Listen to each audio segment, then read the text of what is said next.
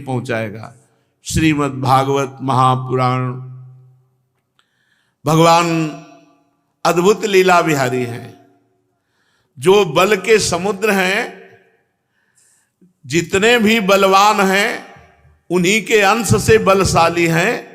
आज वो महाबली प्रभु भागने की लीला करते हैं, रण से भागने की लीला करते हैं, इसलिए पहले उनकी जय बोलते हैं। बोलो रणछोर भगवान की जय, श्री द्वारिकाधीश भगवान की जय। 18वां संग्राम छिड़ने वाला है जरासंध से। 23 अक्षौणी सेना 17 बार लाया और भगवान श्री कृष्ण और बलराम जी ने 23 अक्षौणी सेना 17 बार संहार की और जरासंध को छोड़ दिया। 18वीं बार उसने बहुत से तपस्वी ब्राह्मणों को अनुष्ठान में बैठाला था और कहा 17 बार हार गया हूं। अगर 18वीं बार हारा तो आप सब ब्राह्मण लोग, बहुत ब्राह्मण भक्त था। एक समय निश्चित था जिस समय ब्राह्मण उनके सामने मांगने आते थे और वो कहता था अगर गर्दन भी मांग लोगे तो दे देंगे। तो कहा आपकी उपासना करता रहा, अगर 18वीं बार हार गया तो परिणाम ठीक नहीं होगा। अब सब ब्राह्मण तो भगवान से मनाने लगे, प्रभु अगर आप नहीं हारे तो पता नहीं क्या करे जरासंध। हजारों राजाओं की वो बलि चढ़ाने के लिए बंद किए था, 20,000 शायद ऐसे। भैरव बलि देने के लिए जैसे बकरा बंद किए जाते ऐसे राजाओं को बंद किए था। महाबली जरासंध था, कोई साधारण नहीं था। ब्राह्मणों ने अनुष्ठान, भगवान का नाम है नमो ब्रह्मणे देवाय। भगवान ने विचार किया कि ऐसे रण क्षेत्र से भागना तो ठीक रहेगा नहीं, जरासंध को पीठ दिखा के क्या लीला हो। तो भगवान के मन है देवर्षि नारद जी। देवर्षि नारद जी काल यवन महाबलशाली, उसके समीप गए। देवर्षि नारद जी एक ऐसे संत हैं, कहीं भी जाए सब जगह सम्मान होता था। कहीं भी राक्षस के पास भी जाए तो पूजा करेगा, देवता के पास जाए तो पूजा करेगा। सबको पता था नारद जी हमारे हित से हैं। काल यवन ने कहा महाराज त्रिभुवन में कोई हमारा जोड़ नहीं रह गया लड़ने वाला। तो देवर्षि नारद जी ने कहा अभी तुम्हें पता नहीं है, श्री कृष्ण चंद्रजू मथुरा में विराजमान तुम्हारे जैसे वीरों को खूब अच्छे से तृप्त कर देंगे। कालयवन ने कहा मथुरा में क्या नाम है? श्री कृष्ण। कैसा रंग है? सांवला। अवस्था नवकिशोर, 4 भुजाएं, पीतांबरधारी। बोले बस आप निश्चिंत रहो, मारा गया। देवर्षि नारद जी की प्रेरणा से 3 करोड़ म्लेच्छ सेना लेकर कालयवन ने मथुरा को घेर लिया। उधर 18वीं बार 23 अक्षौणी सेना लेकर जरासंध चल पड़ा। गुप्तचरों ने भगवान को सूचना दी जरासंध का 18वीं बार महासंग्राम होने वाला है। भगवान बलराम जी से कहा ये तो बड़ी समस्या हो गई। 3 करोड़ म्लेच्छों ने मथुरा को घेर लिया और 23 अक्षौणी सेना लेकर 18वीं बार जरासंध आ रहा है। अब तो जरा सी भी चूक हो जाने पर मथुरा वासियों को कष्ट हो सकता है। इसलिए भगवान ने समुद्र में एक पुरी की रचना की, द्वारिकापुरी की, किले की रचना की। बलराम जी से सलाह की और बीच समुद्र के बीच में 48 कोस लंबाई और चौड़ाई ऐसे किले की 48 कोस, जिसमें संपूर्ण मथुरावासियों को सुरक्षित रखा जा सके। आदेश किया विश्वकर्मा को। वो आए थोड़ी कि अब काम शुरू होगा, 1-2 साल में पूरा होगा। मिनटों में काम पूरा होने वाला। गली, महल, सभा भवन, सब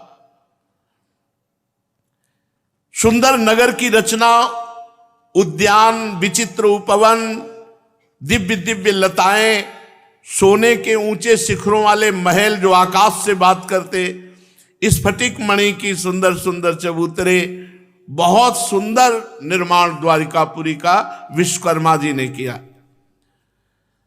उग्रसेन वसुदेव जी और समस्त अपने निज परिकर को भगवान श्री कृष्ण बलराम जी ने योग माया के द्वारा मथुरा से सीधे, आसपास तो 3 करोड़ म्लेच्छ लगे हुए हैं, सीधे द्वारिकापुरी में पहुंचा दिया।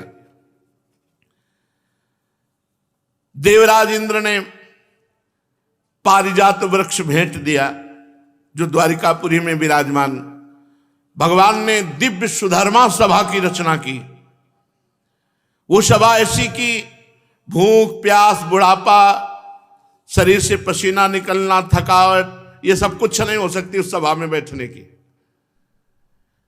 वरुण जी ने श्वेत घोड़े जिनका एक एक कान श्याम वर्ण का था, जिनकी चाल मन के समान तेज थी।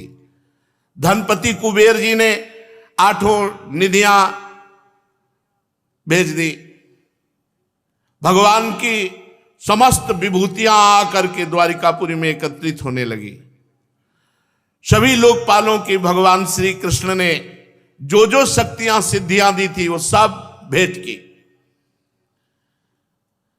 भगवान श्री कृष्णचंद्र जी की द्वारिकापुरी में सब निधियां सिद्धियां विराजमान हैं, लोकपालों की विभूतियां विराजमान हो गई।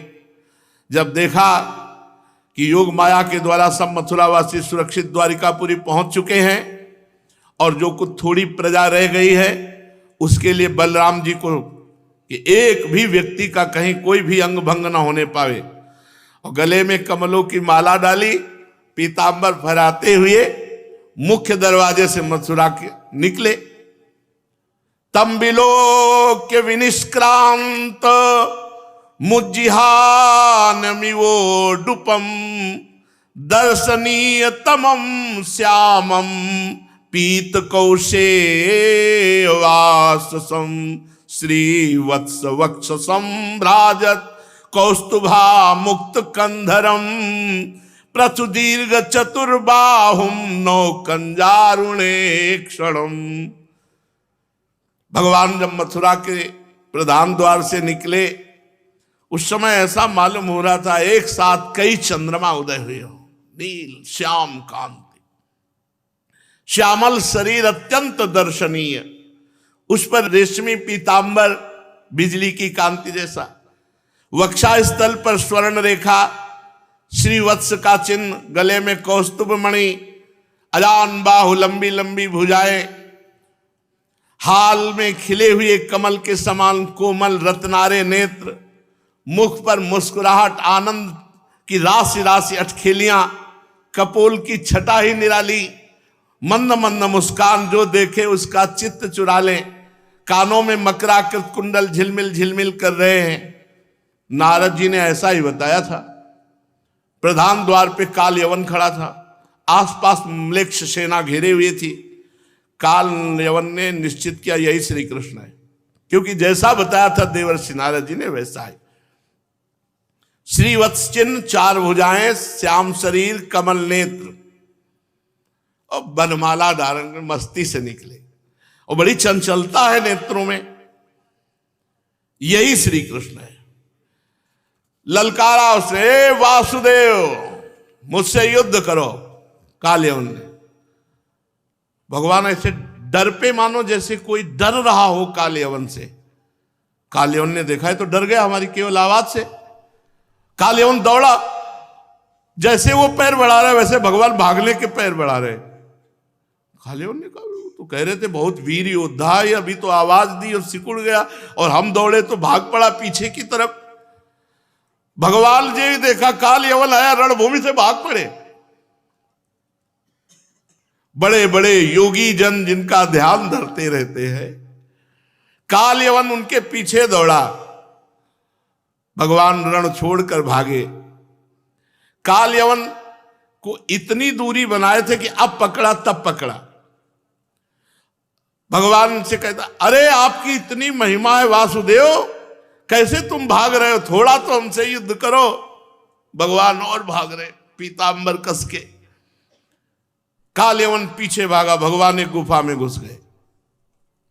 कालयवन उसके पीछे पीछे आवाज करता हुआ जा रहा, अरे यशस्वी यदुवंश में पैदा हुए हो, युद्ध छोड़कर भाग रहे हो, तुम तो इतने बड़े वीर हो कि कंस को मार दिया, थोड़ा तो रुको, हमारी भुजाओं का तो आनंद लो। भगवान गुफा में चले गए। अभी उसके इतने भाग्य नहीं थे कि भगवान का स्पर्श पा लेता।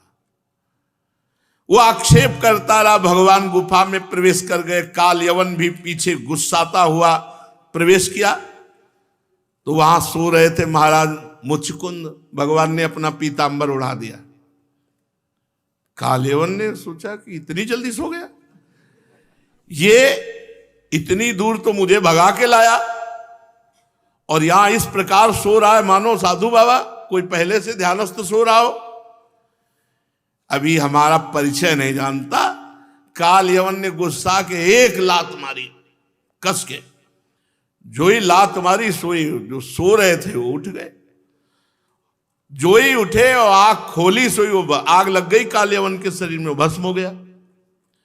देखते ही मुचकुंद महाराज के काल यवन के शरीर में आग लग गई, तत्काल भस्म हो गया।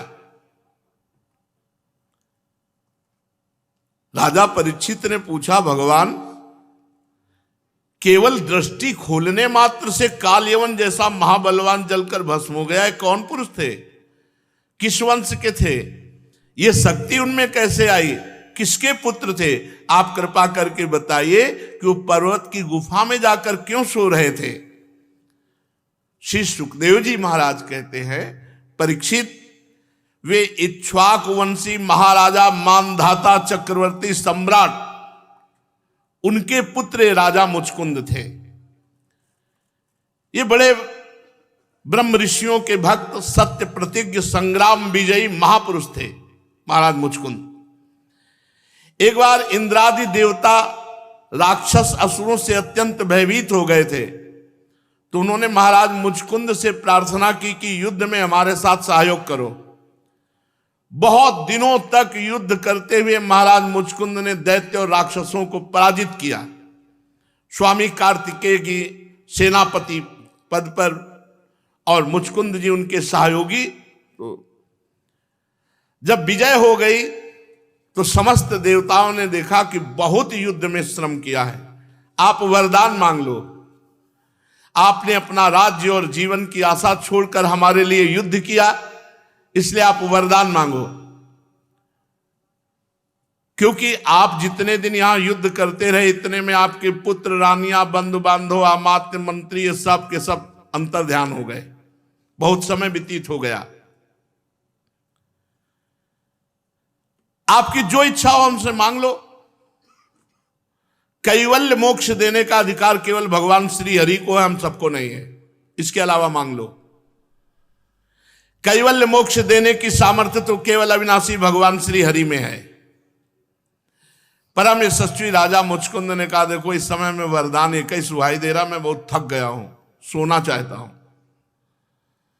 तो बोले जाओ, नींद तुम्हें दी, खूब सो आराम से। नींद भर करके जब तुम्हारी नींद परिपक्व हो जाए तब उठना। अगर बीच में सोते समय कोई मूर्ख तुम्हें जगा देगा तो तुम्हारी दृष्टि पड़ते ही वो भस्म हो जाएगा, ऐसा देवताओं ने कहा। और ये बात भगवान को पता थी, तो सोचा काल यवन का हिसाब किताब यहां कर देते हो। मुचकुंद बहुत परहितकारी हैं तो उनको दर्शन भी दे देते हैं। काल यवन भस्म हो गया।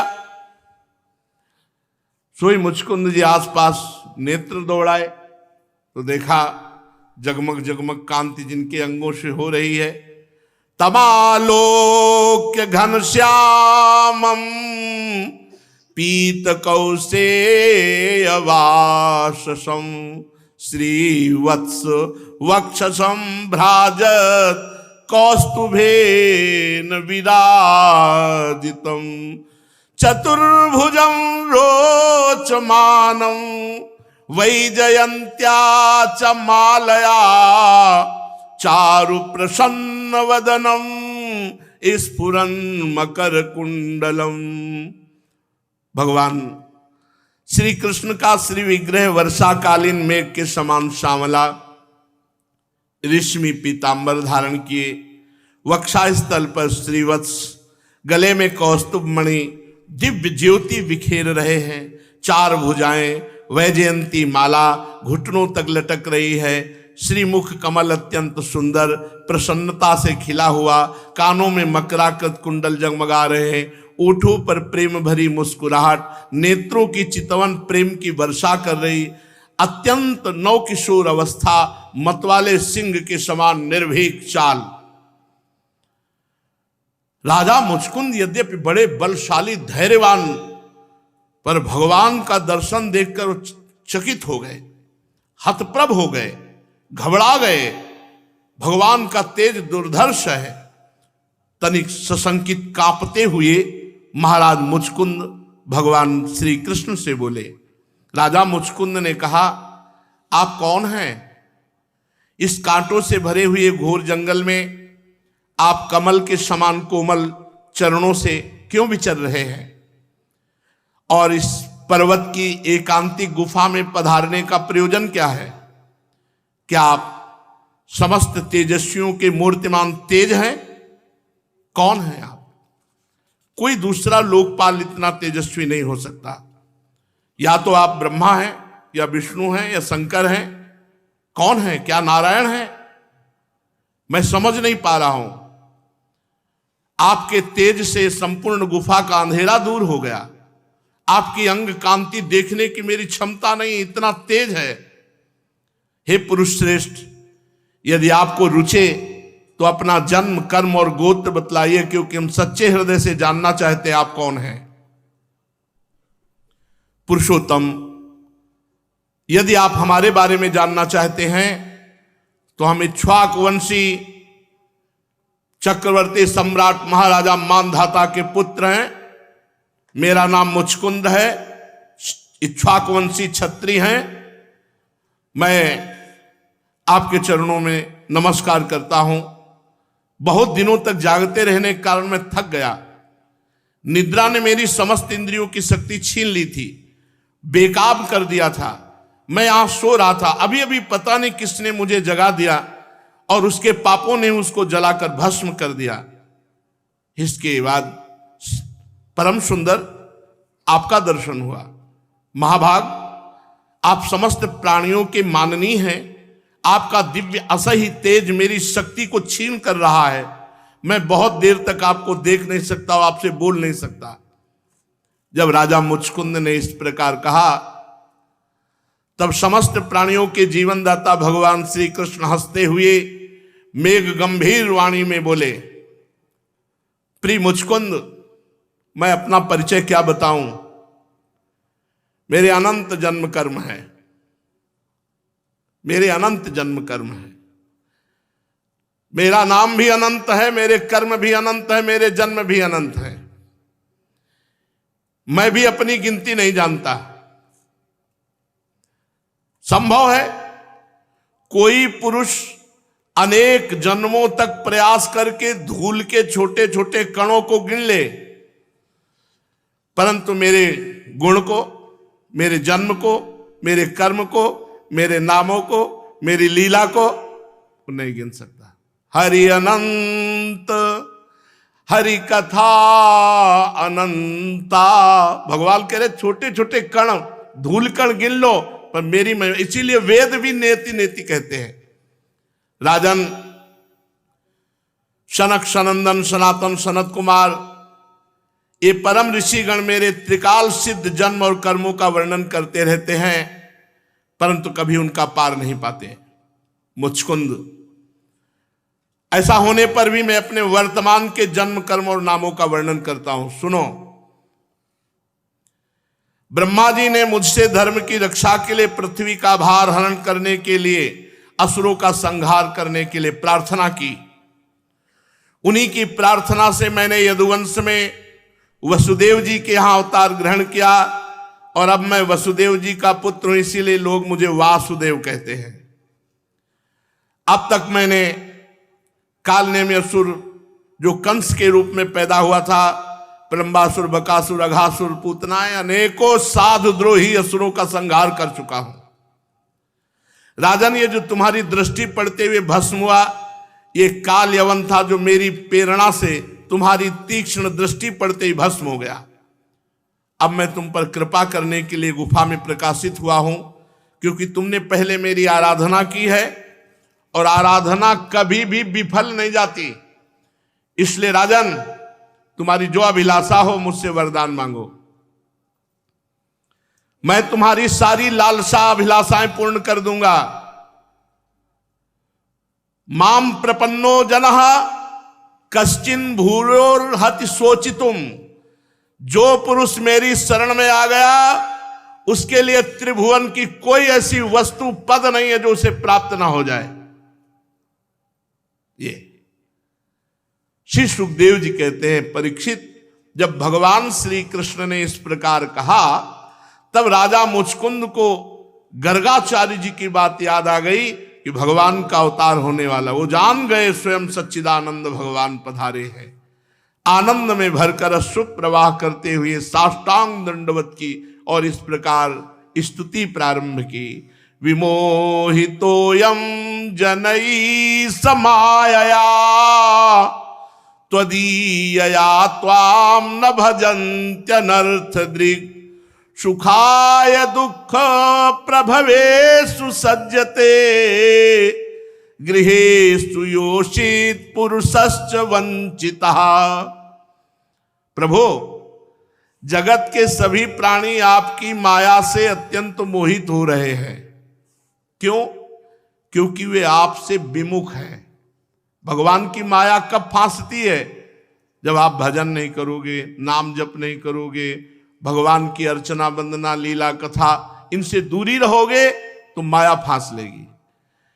प्रभु, जगत के सभी प्राणी आपकी माया से अत्यंत मोहित हो रहे हैं।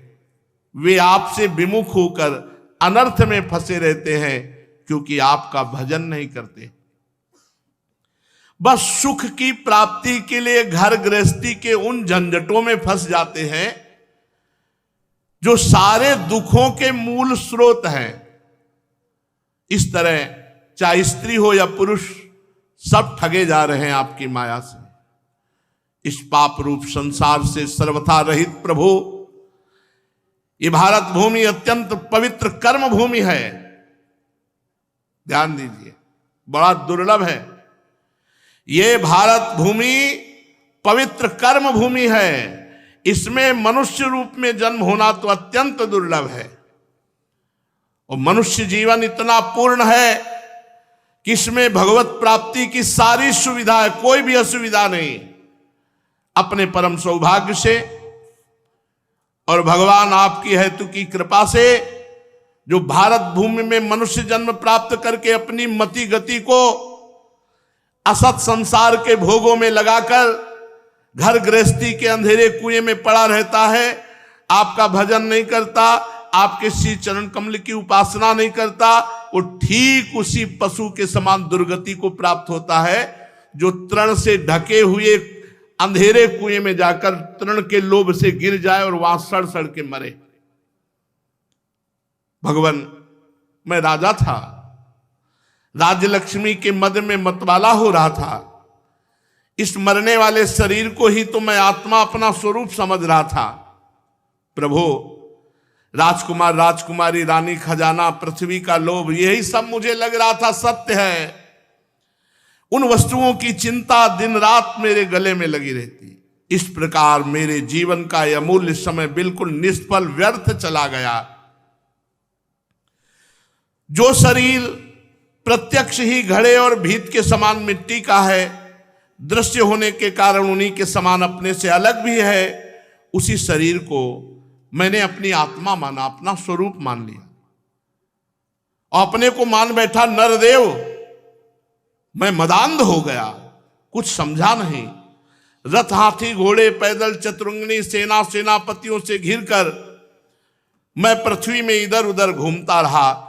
ये करना चाहिए, ये नहीं करना चाहिए, विधि कर्तव्य कर्तव्यों की चिंता में पड़ करके एकमात्र भगवत भजन से विमुख रहा, असावधान हो गया।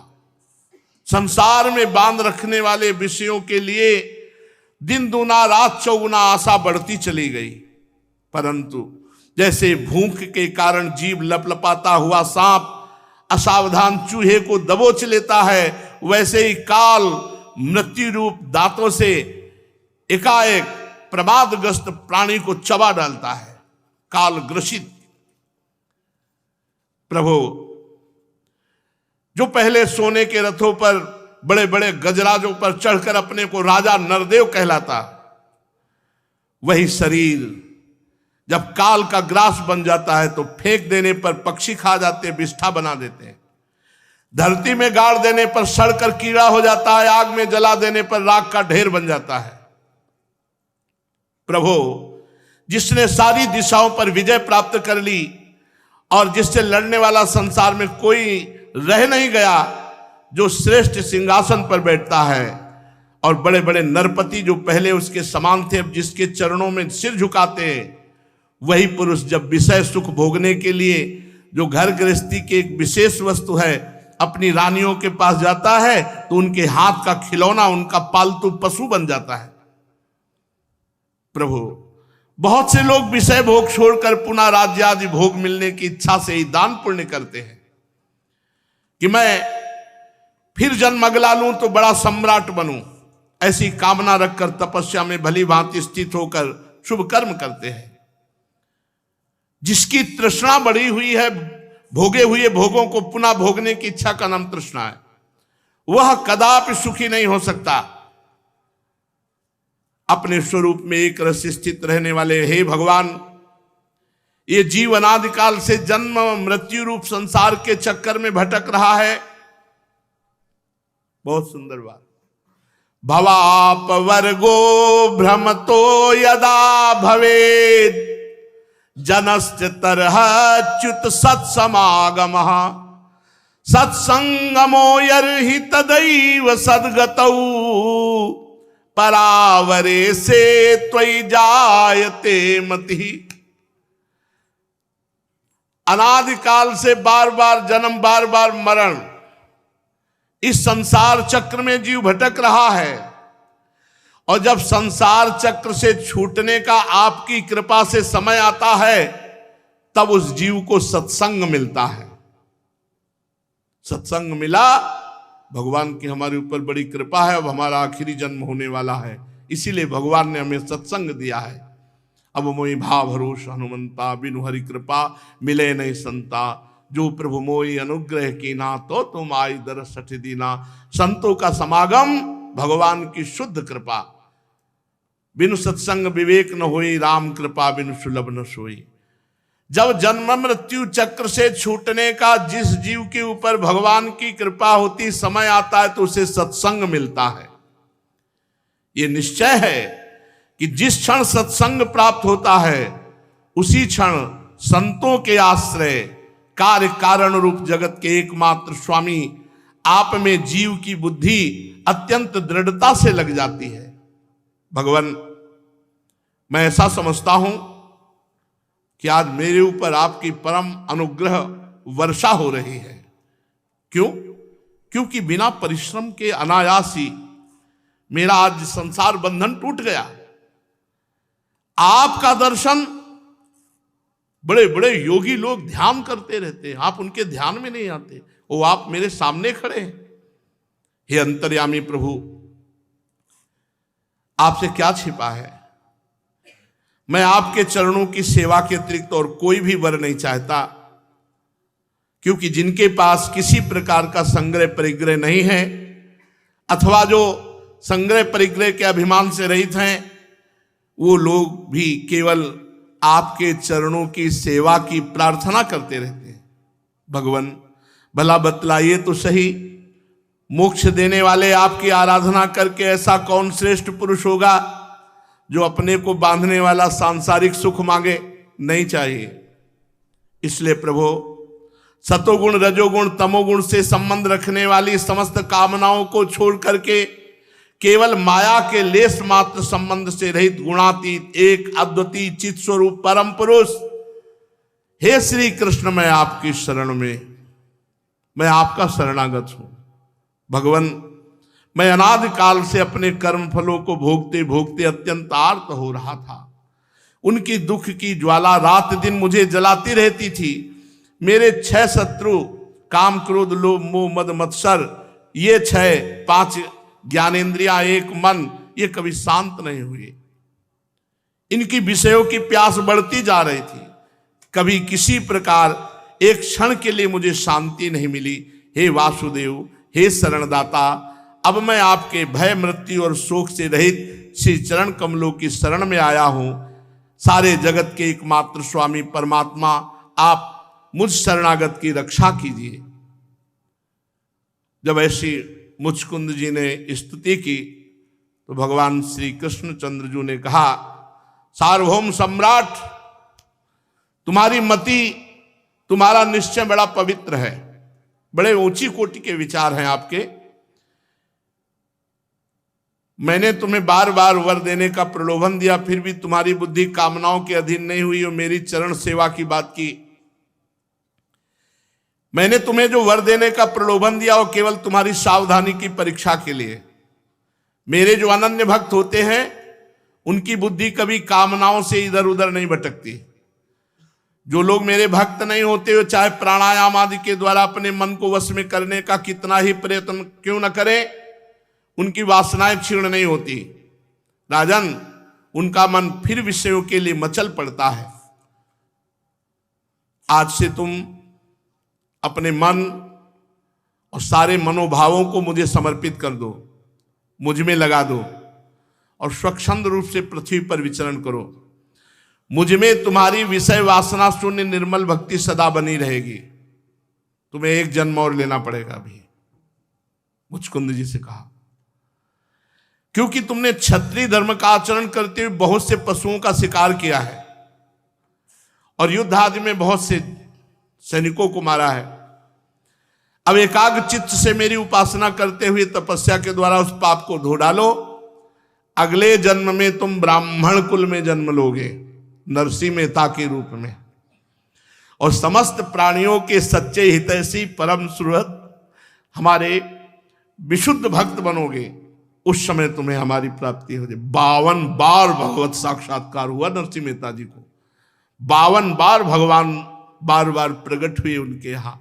तो यही मुचकुंद जी को भगवान ने आदेश किया, देखो ये तो बहाना है कि तुमने शिकार किया, तुमने एक जन्म में ये तो अपने महापुरुषों को प्रकट करके जगत पावन करने के लिए भगवान ने बात कही कि तुम्हारा अगला जन्म होगा। नहीं तो अजामिल वैश्यागामी इतना पाप, लाखों पशुओं की हिंसा की होगी उसने। हिंसा करके ही तो भक्तमाल जी में आता है चरित्र की, जब संत जन मंडली उसके दरवाजे पे थे तो एक दो मृग मारे हुए ला रहा था, तो क्या पुत्र के बहाने नारायण कहा तो क्या अगला जन्म हुआ? क्या सीधे परम पद मिला? और भगवान बातचीत कर रहे हैं, बातचीत भगवान कर रहे हैं, अब इनका अगला जन्म होना चाहिए। लेकिन भगवान अपने कारक महापुरुषों को अवतार दिलाते हैं जगत मंगल के। नरसिंह मेहता जी के आज कृपा प्रसाद से हजारों लोग भगवत प्राप्त हो गए, हो रहे हैं, होते रहेंगे। महापुरुषों का प्रताप कभी निष्फल नहीं जाता। तो तुम्हारा अगला जन्म होगा ब्राह्मण कुल में और तुम प्राणियों के सच्चे हितैषी परम शुद्ध होगे। फिर मुझ विशुद्ध विज्ञानानंद घन परमात्मा को प्राप्त करोगे। वही श्री नरसिंह मेहता जी के रूप में प्रकट हुए। शेष चर्चा आगे। श्री राधा वल्लभ लाल की।